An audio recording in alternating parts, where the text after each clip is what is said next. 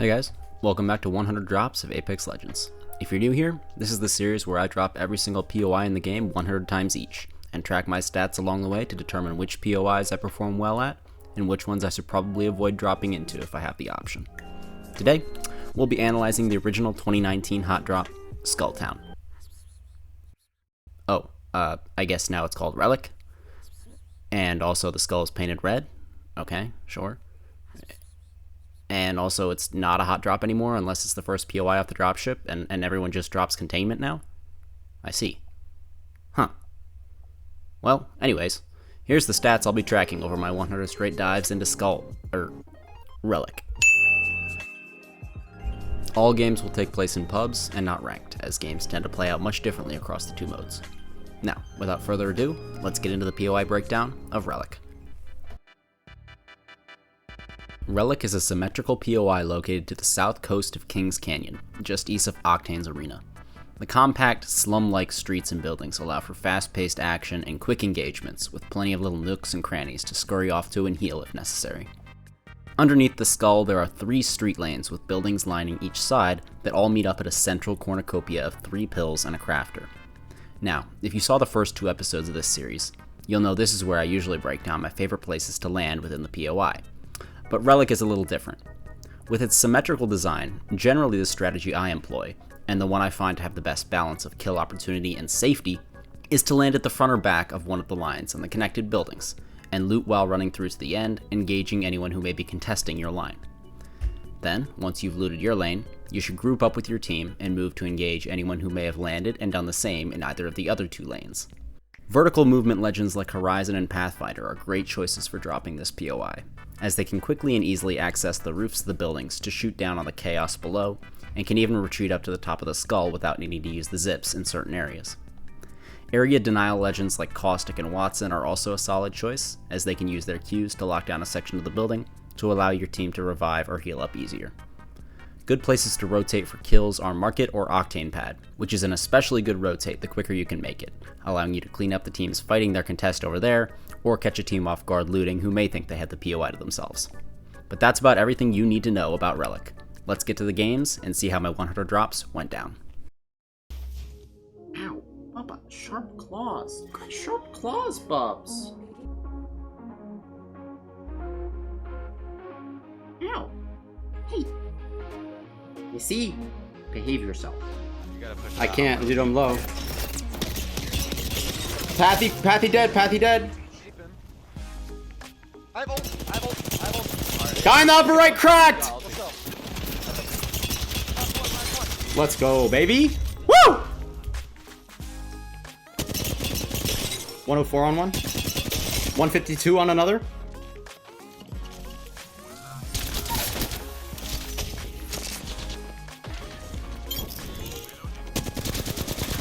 Knocked. Last one. Me.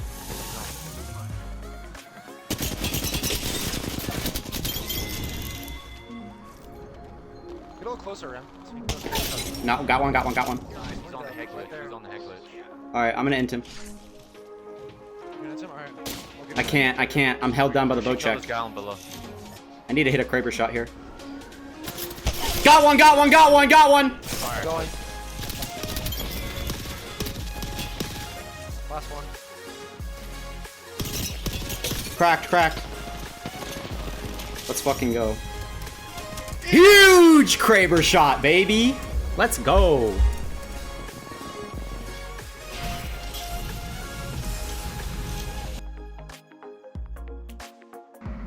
I'm in danger!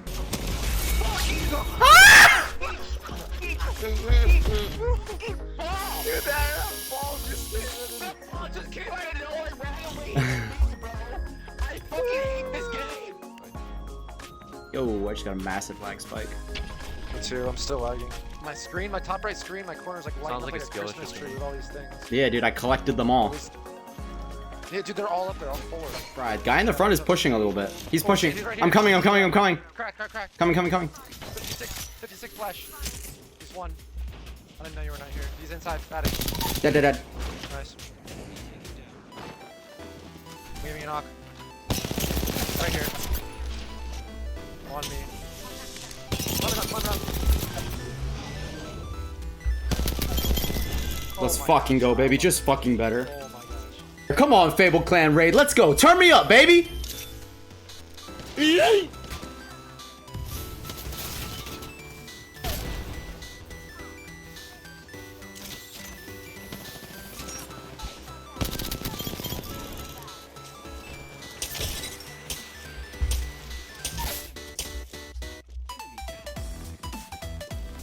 Damn.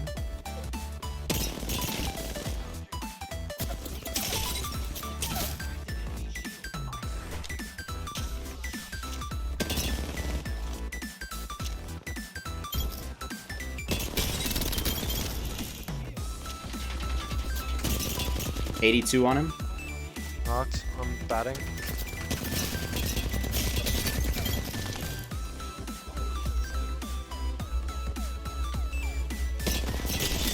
One clip. Other one's on my door. On my door, Remy. Come here. It was at this moment that he knew. He fucked up. There's always a Watson fuck. I'm an idiot.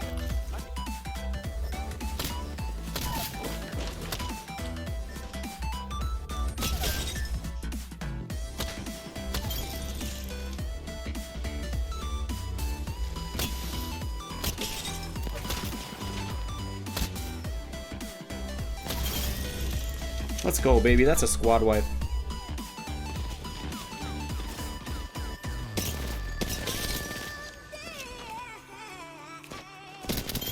Let's go, team! Good job, soldiers! Let's go! Back to backers?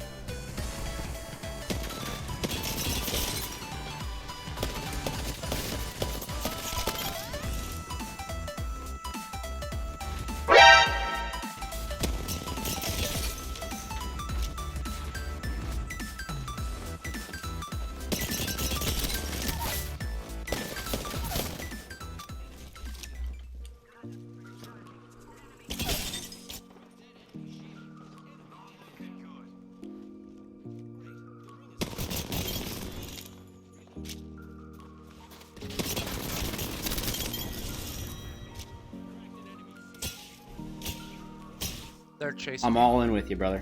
We're in a bad situation. We're in it together. I'm here with you. Oh, that's such a bad situation.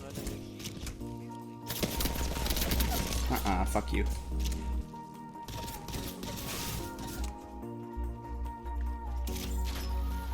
See ya. He's a pathy also, just watch out. Not rezzing now, just now rezzing. Oh, baiting. He's in the corner, just sitting there. He's batting. Oh, sell him. You got this.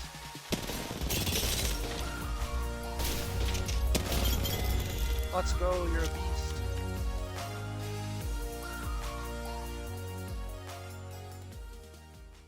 Morning, all you stats and data nerds. Let's get right into it. So right here is my seasonal stats as of my 100th and final game of my Relic drops. As you can see, I have 300 total games played this season, 18 total wins. That brings me at an even 6% win rate.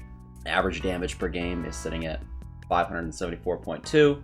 KDR is 1.92. Average kills per game is going to be a little bit lower. I think it's like something like that.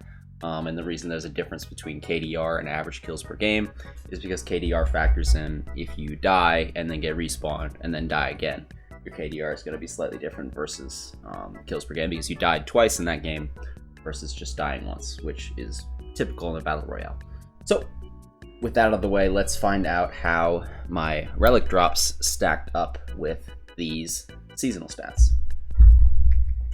Right off the bat, we're going to look at average kills, average damage, and win rate, because those are the three biggest defining factors that I find, and those are the three things that you're really aiming to do in every single game. So starting off, I think lordy we might finally have it. We might finally have a POI where I did better than my seasonal average here. Third time's the charm, I suppose. As you can see with average kills, it's only slightly above my seasonal average, but it's above. 1.85 average kills per game in Season 17. I averaged 1.88 kills per game over my 100 drops of Relic. Awesome. Average damage, significantly higher. 653 to 574. That's awesome as well. And then win rate, actually, ironically, I won 6 out of my 100 games, which exactly matches my average for Season 17. Funny how numbers work, right? But nonetheless, awesome that we finally have a POI under our belt where I am either positive or even with my seasonal averages. So, gotta finally have a good POI here, ladies and gentlemen. Once again, we break it down by game mode, and then looking at the stat breakdown between duos and trios. Once again, the trend continues. Duos, my performance is much worse across the board versus trios. Across my duos games at Relic, I only dropped 1.61 kills per game, which is well below my seasonal average. And then in trios, I dropped 2.26 points per game, which is well above my seasonal average. I'm still, it boggles my mind how differently my performance is in duos versus trios. It really is. And then average damage was possibly an even bigger differential there. 546 damage per game in duos versus in trios. I was actually averaging 788 damage per game, which is pretty damn good for me. But just you wait, because this next stat is gonna blow your mind. Bro, what? This is the biggest stat differential that we have seen on this series. And I know that we've only done 3 episodes, but I really don't see a bigger stat differential happening in the future either. Because this is insane. I won 1.79% of my duos games. And going back, I played 56 duos games. I won one of my duos games, one of my 56 duos games. Trios, I won 11.36% of my games. That is double my average win rate across the season. And that's a total differential of 10% win rate between duos mode and trios mode. And if that isn't the most damning stat that you've ever seen, I don't know what is, because this is the nail in the coffin for me. I'm done playing duos, man. If there's this big of a differential between win rate in my duos and trios, and keep in mind, this is not a small sample size. This is 100 different games. For me to be winning that many trios games compared to that few duos games, I really don't see any reason for me to continue playing duos at all. I'm literally at a loss for words. This stat literally just blew me away when I looked at this. So I'm curious, guys. What do you think is the reasoning for such a large differential in my performance between the duos mode and the trios mode? Because Apex is Apex. I don't understand why I do so much worse in duos versus trios. It doesn't make any sense to me. So if you have any ideas, if you have any hypotheses, please let me know in the comments. Let me know where the heck I'm going wrong in the duos mode. And maybe we could figure something out together, because holy cow. I mean, that is a damning stat. And then lastly, here's our list of top POIs. I want to start doing this now that we have a couple of them under our belt. I want to start ranking them. Relic is our new best POI. Let's go! And it's also our first positive POI. Let's go! As you can see, I had a positive difference of 0.03 kills per game in Relic compared to my seasonal average. Pretty significant positive difference in damage per game. And then, like I said, the win rate was even. And then comparing that to Estates was actually pretty middle of the road. It was slightly below average, but just about as middle of the road as you can possibly get. And then Monument, as we all know, travesty. Pretty even kills per game, but damage per game and win rate severely tanked. So those are the top 3 POIs. Curious to see how the rest of the map starts to stack up against these boys. But that'll do it for me. That's all the stats I have for you today. Thank you so much for tuning in. I really appreciate you. Next episode is going to be, like I said, Hammond Labs on Olympus. So that'll be our second Olympus POI. So I'm curious to see how that stacks up against the States, especially considering they're on the same map. Please, please, please, if you made it this far, and if you enjoyed the content, of course, I would really appreciate a like and a subscription. It would really mean the world to me because these things do take a very long time to make, and I do enjoy making them. So I would love the ability to continue making them for you guys, and hopefully fill up that entire map and figure out which POIs are the best.